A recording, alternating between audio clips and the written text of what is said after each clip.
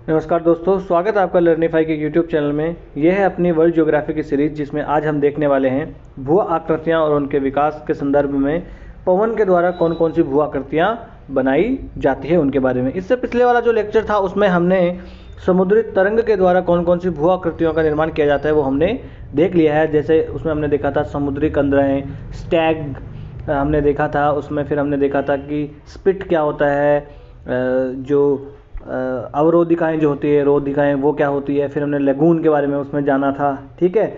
और इस प्रकार से हमने तरंगों के बारे में भी पिछले लेक्चर में जान लिया था। आज का जो लेक्चर है उसमें पवन के द्वारा कौन कौन सी भू आकृतियाँ बनाई जाती है वो हम देखने वाले हैं। तो चलिए शुरू करते हैं आज का लेक्चर। तो पवन के द्वारा कौन सी भू आकृतियों का निर्माण किया जाता है। देखिए, पवन जो है यानी कि हवा, समझो आप, जो हवा चलती है अपने यहाँ, आंधियाँ चलती हैं, तो पवनों के द्वारा कहाँ पर आप सोचे अपर्दन किया जाएगा सबसे पहले, और कहाँ पर निक्षेपण किया जाएगा। कहाँ पर, जो क्षेत्र अपना जो मरुस्थली जो क्षेत्र होगा ना, मरुस्थली क्षेत्र, यहाँ पर जहाँ पर वनस्पति कम होगी और वर्षा भी कम होगी, वहाँ पर अपर्दन किसके द्वारा किया जाएगा। मुख्यतः पवन के द्वारा किया जाता है।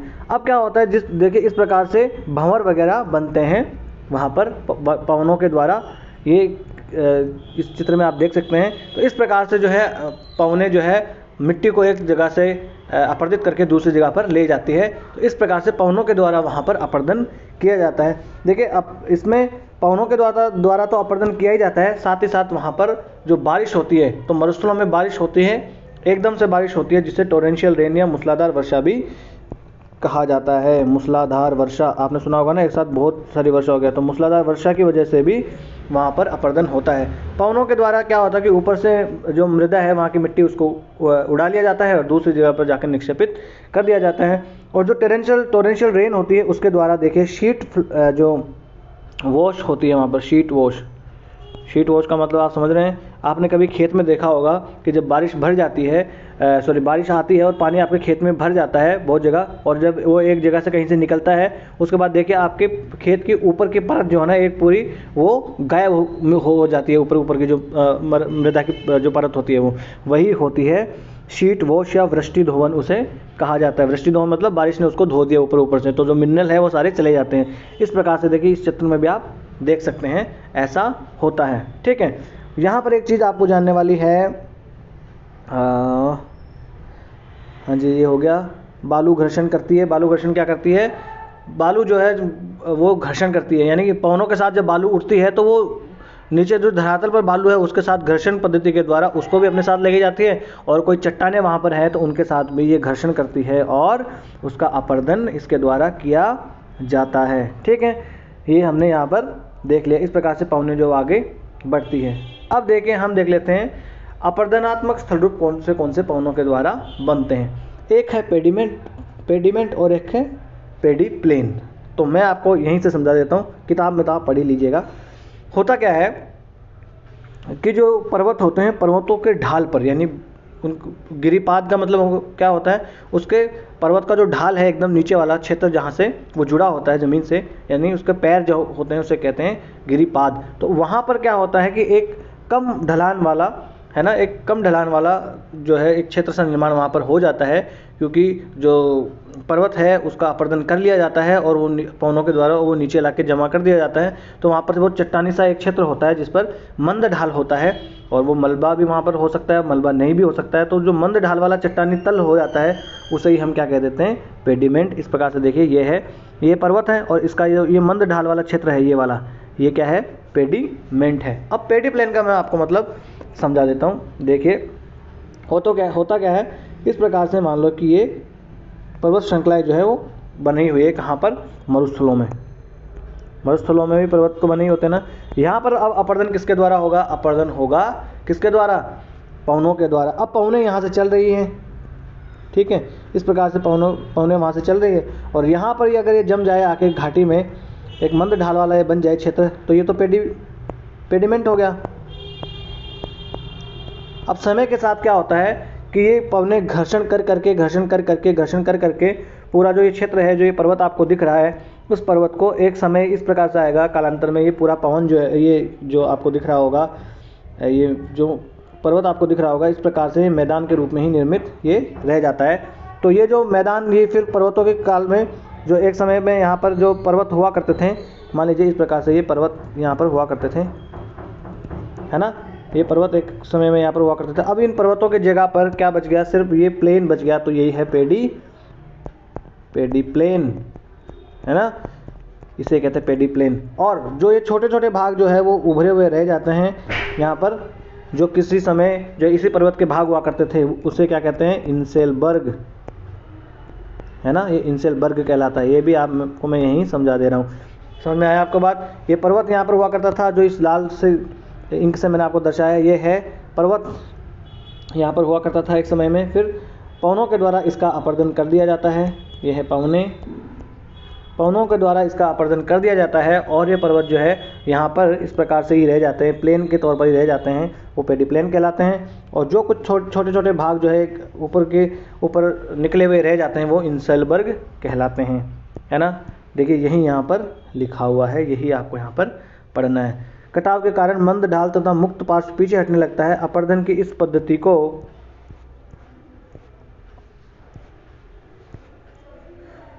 पृष्ठचरण के द्वारा दी गई ढाल के समानांतर निवर्तन, ये कितनी कठिन भाषा है ना, ये आपको समझ में भी नहीं आएगी, मैं आपको अच्छे से समझा दे रहा हूँ, ठीक है। केवल इंसेलबर्ग निर्मित होते हैं जो कि अवशिष्ट पर्वतों के अवशिष्ट रूप ही हैं, है ना। तो इस प्रकार से जो मान लीजिए वो पर्वत हुआ करता था एक समय में, वो अवशिष्ट पर्वत जो है बनकर रह जाता है, इस प्रकार से जो बन के ही रह गया, तो ये क्या है, इंसेलबर्ग है ना। ये कालांतर में ये इस प्रकार से हो जाता है बहुत वर्षों बाद में, है ना। पेडी प्लेन मैंने आपको समझा ही दिया है, मैं चित्र की सहायता से आपको और बता दे रहा हूँ। यहाँ आप समझिए, देखिए ये पूरा अपना एक पठार है, ये पहाड़ यहाँ पर है। तो यहाँ पर देखिए ये दिया है पठार, फ्लैट एरिया जो है, ये है एलुअल फैन। एलुअल फैन मतलब जो जलोढ़ पंख बनते हैं वो, क्योंकि यहाँ से जो अपर्दन जल के द्वारा होकर आया वो यहाँ पर जम जाता है, वो क्या हो गया, एलुअल फैन, ठीक है। फिर यहाँ पर हमने अभी देखा क्या, इंसेलबर्ग। तो इस प्रकार से देखिए ये एक समय में इतना पूरा क्षेत्र है ना, ये पूरा ये क्षेत्र जो है यहाँ पर पूरा पठारी भाग गया, पहाड़ी क्षेत्र ही हुआ करता था। परंतु ये जो क्षेत्र आपको दिख रहा है ये वाला, ये अपर्दन यहाँ से हो जाता है और सिर्फ कितना क्षेत्र बच गया, अब रह गया, ले देखिए इतना सा क्षेत्र जो कि इसी पर्वत का अवशिष्ट भाग है, ये है इंसेलबर्ग, इसे कहा जाता है, ठीक है ना। ये जो आपको अलग थलग दिखाई पड़ रहा है एक आइसोलेटेड टावर, जो इस प्लेटू का भाग हुआ करता था, पठार का भाग, इसे कहते हैं बट। और क्या था, हाँ यही था। और इस प्रकार से जो ये रह जाता है, ये जो आपको क्षेत्र दिख रहा होगा इसके नीचे नीचे, ये क्या है, पेडीमेंट। मैंने आपको बताया था ना कि ये एक मंद ढाल वाला क्षेत्र हुआ करता है, मंद ढाल वाला क्षेत्र जो किसी पर्वत के गिरिपाद में ये रह जाता है, तो वो क्या है, ये होता है अपना पेडीमेंट। और यहाँ से मैं आपको और थोड़ी चीज़ें समझा दूँ, फिर चलो आगे समझेंगे। यहाँ पर आप देख लीजिए, इस चित्र में आप अच्छे से देख लीजिए कि यहाँ पर ये है एक पर्वत हुआ करता था एक समय में। फिर यहाँ से देखिए पवनों के द्वारा और जल के द्वारा ये घर्षित होता रहता है और ये छोटा सा क्षेत्र ये बच जाता है। और ये जो पर्वत है आज किस पोजीशन में पहुँच गया, इस प्रकार से एक मैदान पूरा बन जाता है। तो ये जो मैदान बन गया इसे ही पेडी प्लेन कहते हैं। प्लेन का मतलब मैदान ही तो होता है, मैदान होता है प्लेन का मतलब। तो ये पेडी प्लेन जो है वो इसी प्रकार से बन जाता है, पहाड़ से जो कटकर जो मैदान बन गया वो पेडी प्लेन हो गया, याद करने का तरीका। और इसमें जो छोटे भाग जो उभरे हुए रह गए इस प्रकार से, उन्हें क्या कह देते हैं हम, इंसेलबर्ग कह दिया जाता है, ठीक है। अब देखिए पलाया, ये पलाया क्या होती है, पलाया मैं आपको समझा दूं। यहाँ पर ये मरुस्थलीय क्षेत्र है अपना, मरुस्थलीय क्षेत्रों में इस प्रकार से पर्वत घाटियाँ बनी होती हैं, है ना।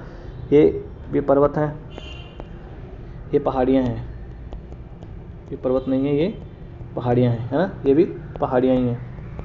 इस प्रकार से मरुस्थलीय क्षेत्रों में पहाड़ियाँ बनी होती है। अब देखिए जब वर्षा होगी, यहाँ पर मूसलाधार वर्षा होती है, टोरेंशियल वर्षा होती है, बहुत कम वर्षा होती है, तो होता क्या है, यहाँ पर इस प्रकार से जो जल है वो जल कहाँ पर आ जाएगा, जल जो है वो यहाँ पर आके इकट्ठा होने लगेगा। यहाँ से जल किधर आएगा, यहाँ से जल किधर आएगा, यहाँ से जल किधर आएगा, यहाँ पर। इस प्रकार से यहाँ पर जो है जल इकट्ठा हो जाता है और ये एक झील के तौर पर इसका निर्माण हो जाता है। और जब झील के तौर पर इसका निर्माण हो गया तो ये क्या कहलाएगा, ये कहलाएगा प्लाया या प्लाया झील, ये याद रखना है ना। तो दो पर्वतों के बीच में इस प्रकार से पर्वत घाटियों के बीच में एक जो है झील बन जाती है और उस झील को क्या कह दिया जाता है, प्लाया। और अब सोचिए यहाँ से जब ये सेडिमेंट्स आएंगे, जो अवसाद आएंगे, तो अपने साथ जो नमक के कण ज़्यादातर ये लेके आएंगे और प्लाया होती है वो ज़्यादातर खारी झीलें ही होती है। जैसे एग्जाम्पल आप देंगे तो सांबर झील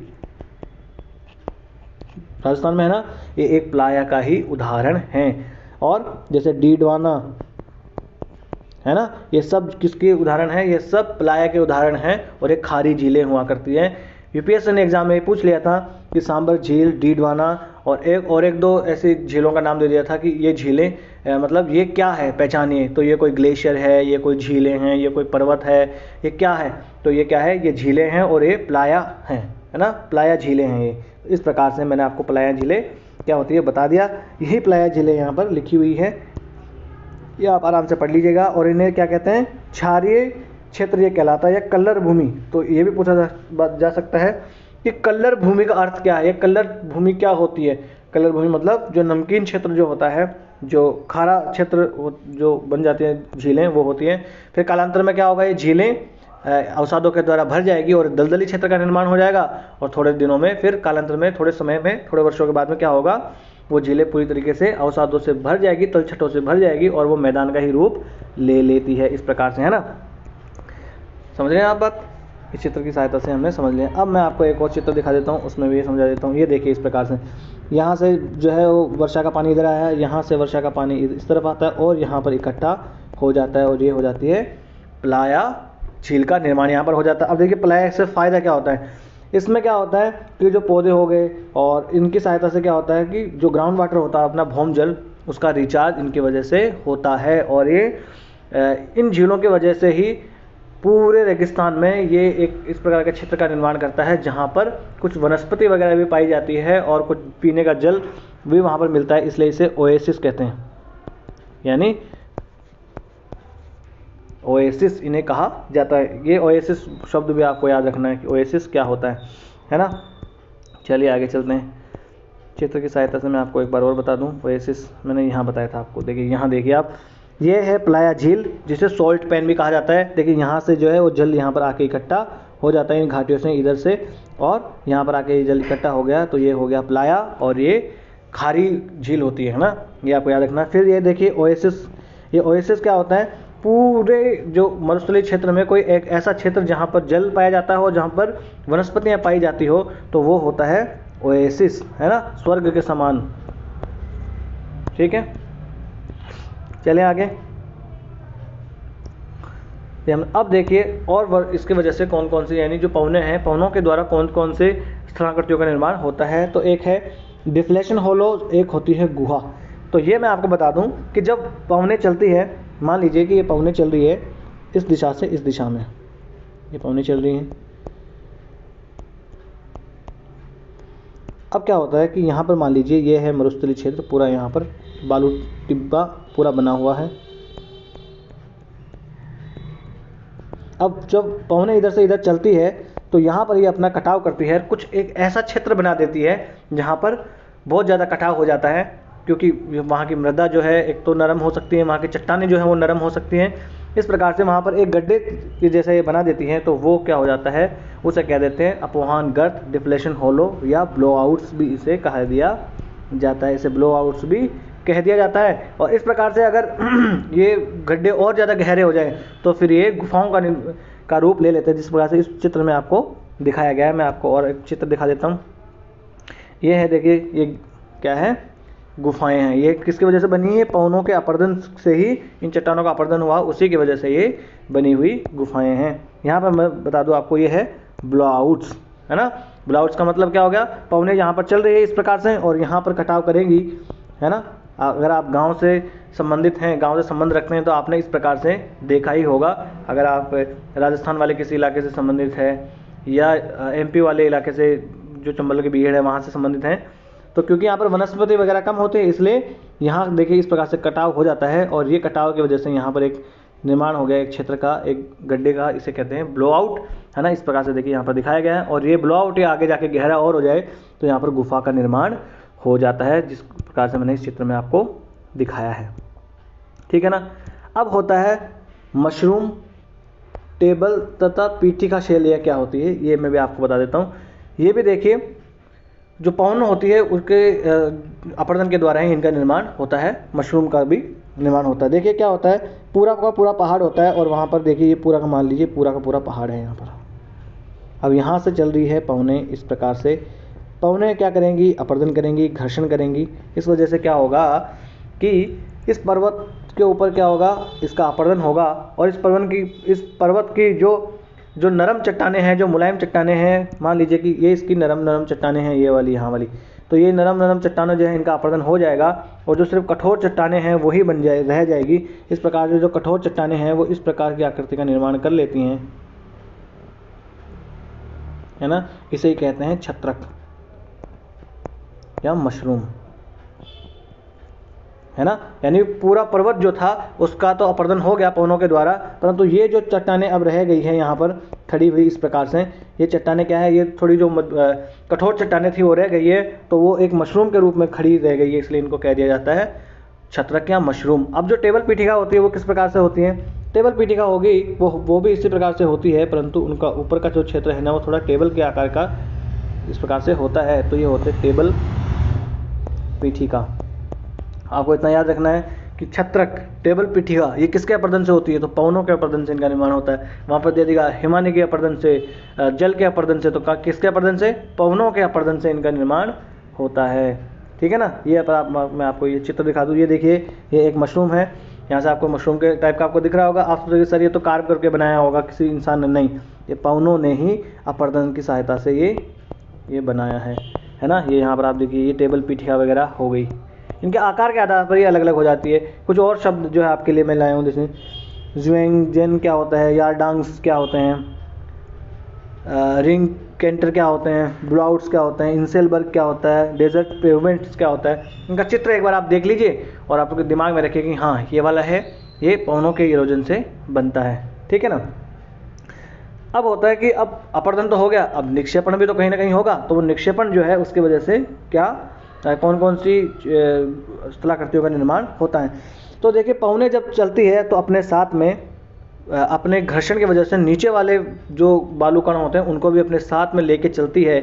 इस वजह से क्या होता है कि जो नीचे वाले जो कण हैं उनको भी ढीला कर देती है और आगे बढ़ती है, और इस प्रक्रिया को कहते हैं सोल्टेशन, है ना। यानी पौनों के वेग के अनुरूप मोटे आकार के कण धरातल के साथ घर्षण करते हुए चले जाते हैं और अपने टकराने से अन्य कणों को भी ढीला कर देते हैं, है ना।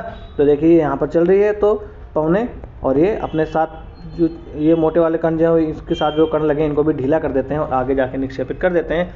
तो ये जो ढीला करने वाली प्रक्रिया है उसे कहते हैं सोल्टेशन, ठीक है। और पवन एक सोर्टिंग एजेंट यानी छटाई करने वाला कारक है। वो क्यों छटाई करने वाला कारक है कि पवनें क्या करती है, जो बारीक कण है उनको बहुत दूर तक ही उड़ा के ले जाती है और जो मोटे कण हैं उनको ये पास में ही रख देती है। तो इसलिए ये क्या है, एक छटाई करने वाला एजेंट ये हुआ करता है। चलें आगे। अब देखिए बालू टिब्बे क्या होते हैं, बालू टिब्बे कौन कौन से, किस प्रकार के बालू टिब्बे होते हैं, इस चित्र की सहायता से आपको और समझ में आ जाएगा अच्छे से। देखिए ये है बरखान, जो पौनों की दिशा के समानांतर बने होते हैं और उनके जो भुजाएं होती है वो पौनों की दिशा की तरफ ही निकली होती है। सीफ ये होते हैं पैराबोलिक, अनुप्रस्थ टिब्बे और अनुदैर्ध्य टिब्बे। मैं आपको एक एक चीज़ यहाँ समझा देता हूँ। देखिए सबसे पहले हम देखेंगे बरखान। बरखान क्या होगा कि इस प्रकार से ये अर्धचंद्राकार अवस्था में होते हैं, पहली बात तो। फिर क्या होगा,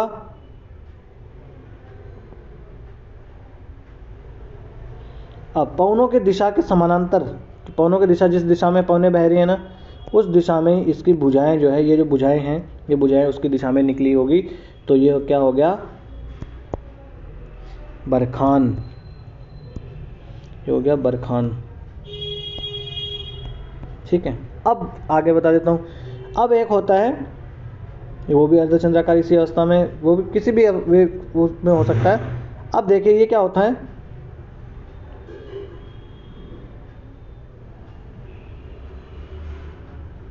यहाँ पर छोटे छोटे पेड़ उगे होंगे,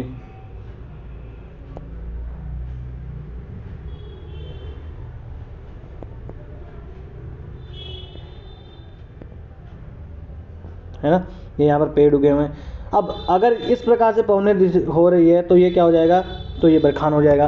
परंतु जब पवनों की दिशा के समानांतर ना होकर ये दूसरी दिशा में हो और वहाँ पर थोड़ी सी अगर वनस्पति भी पाई जाए तो इसमें होगा वनस्पति, इसमें पाई जाती है तो इसे कहते हैं पैराबोलिक। ठीक है ना, ये हो गया पैराबोलिक, इसमें वनस्पति पाई जाती है। और ये जो है पवनों की दिशा के समानांतर, पवनें इस दिशा में नहीं बह रही है, ध्यान रखना। अगर इस प्रकार से हुआ तो ये बरखान हो जाता है ना। अब आगे चलते हैं।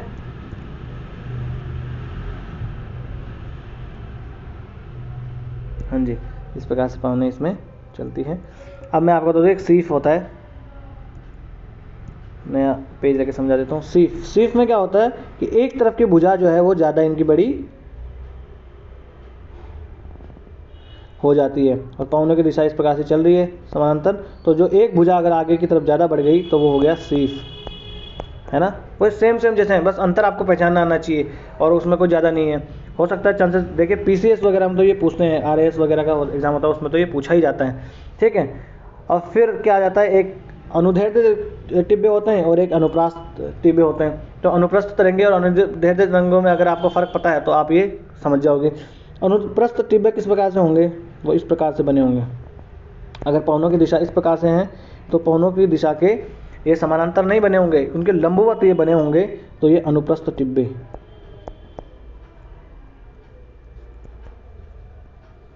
ठीक है, और अगर ये पवनें इस प्रकार से आगे बढ़ रही है, इस प्रकार से चल रही है पवनें, और इनकी दिशा के समानांतर ही अगर टिब्बों का निर्माण हो जाता है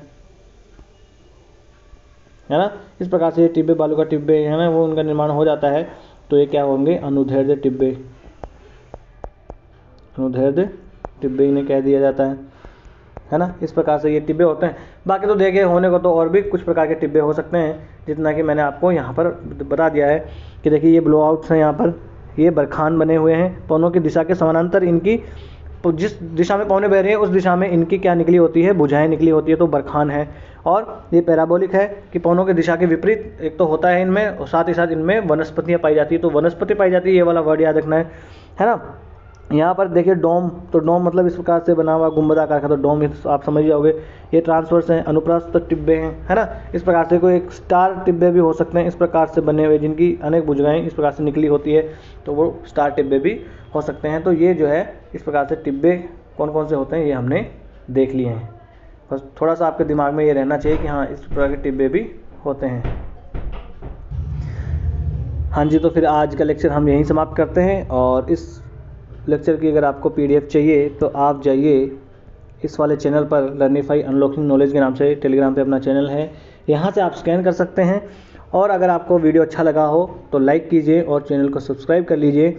और अगर आपको कोई सलाह लेनी हो या कोई सलाह देनी हो तो आप हमें कमेंट्स बॉक्स में लिख सकते हैं। और बड़े ही लोकतांत्रिक ढंग से हम अपने इस छोटे से परिवार को आगे बढ़ाएंगे। नमस्ते, धन्यवाद।